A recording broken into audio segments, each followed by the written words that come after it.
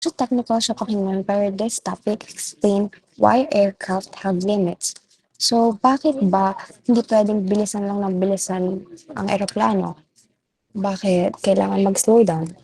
So just like in real life, my point where effort becomes inefficient. Hindi pwedeng pabilis lang ng pabilis. Sometimes we have to slow down.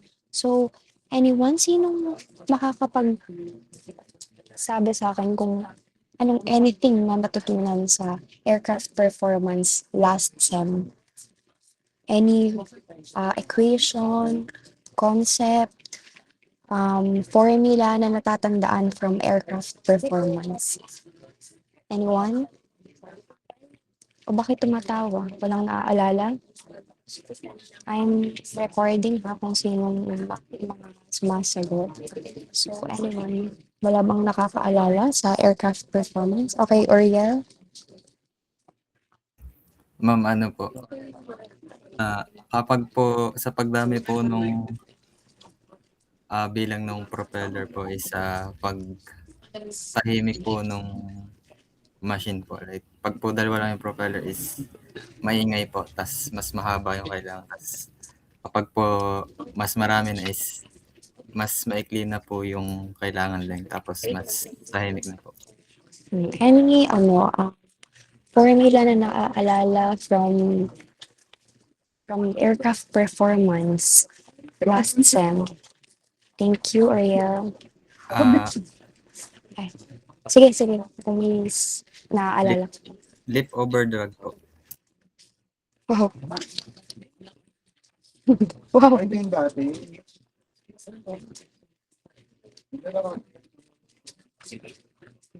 Wait lang. Anyone? Kan pang nakakaalala kung anything about sa aircraft performance? Sean?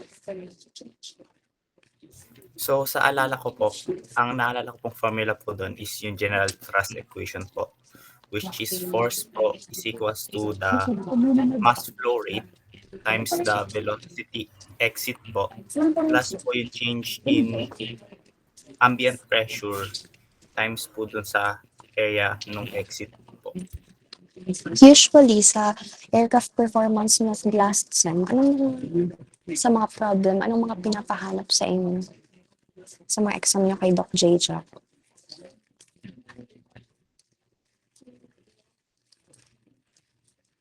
Anyone? Or nakalimutan niyo na rin yung mga exam nyo kay Doc J. Jack?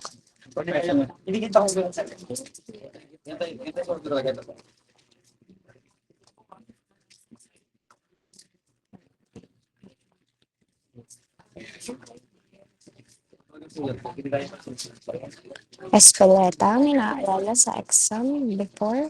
Anything na pinapahanap sa exam kay Doc J. Jack sa aircraft performance?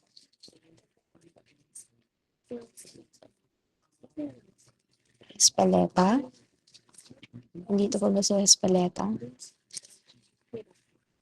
Ang naalala ko po is yung Mach number po, which is yung ratio po ng flow velocity past the boundary to local speed of sound.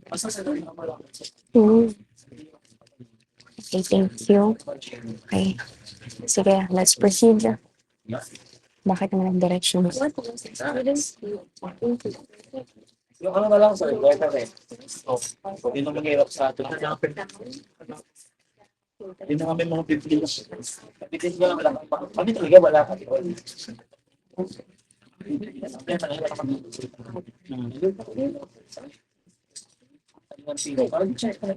So, for our learning objectives, so by the end of this lecture, you should be able to use the drag polar in aircraft performance analysis, apply static performance equilibrium, identify minimum drag and maximum efficiency conditions, and connect drag behavior to range and endurance. So, these are not abstract outcomes. So every performance calculation you'll do later traces back to these ideas. So think of this as the foundation of flight mechanics. So what Why does aircraft performance matters? Anyone?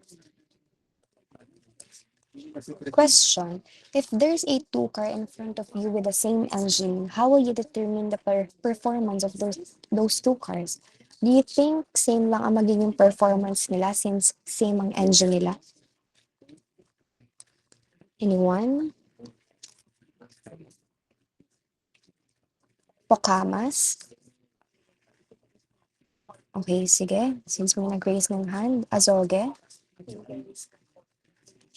When it comes to performance po, tulad po ng question po ninyo kanina, although they have the same engine but they will differ in performance po because there are external factors like drag, air resistance at saka po efficiency ng kanyang clearance po when it comes to uh, laro po ng sasakyan po. Sure. Okay, thank you. So, tama. Basically, aircraft performance answers one core questions given the aircraft design and atmospheric conditions. So, ano ba talaga ang kaya ng aircraft? So, ang performance ng aircraft or ng nasabi ko nga kanina ng kahit na ng car depends on aerodynamics, which is the lift and drag, and the propulsion, which is the thrust, power, and weight, and then flight conditions like speed and altitude.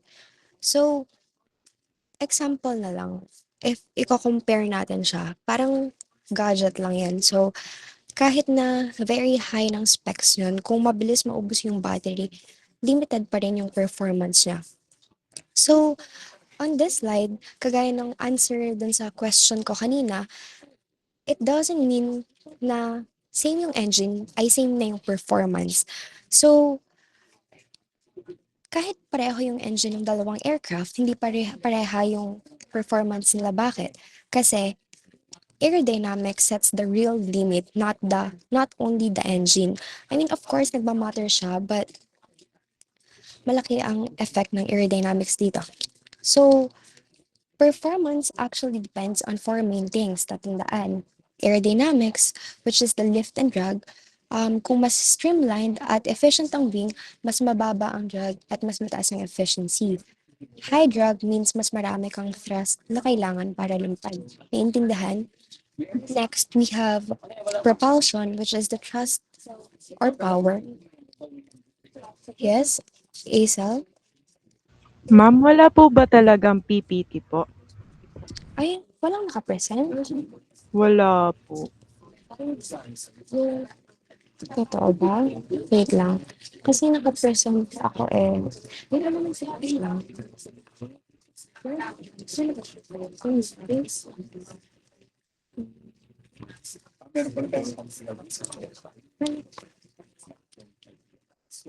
Nakikita na ba? Wala pa rin. Wala pa din po. Ay, hindi. Hindi ko pala ako nakapresent. Wait lang.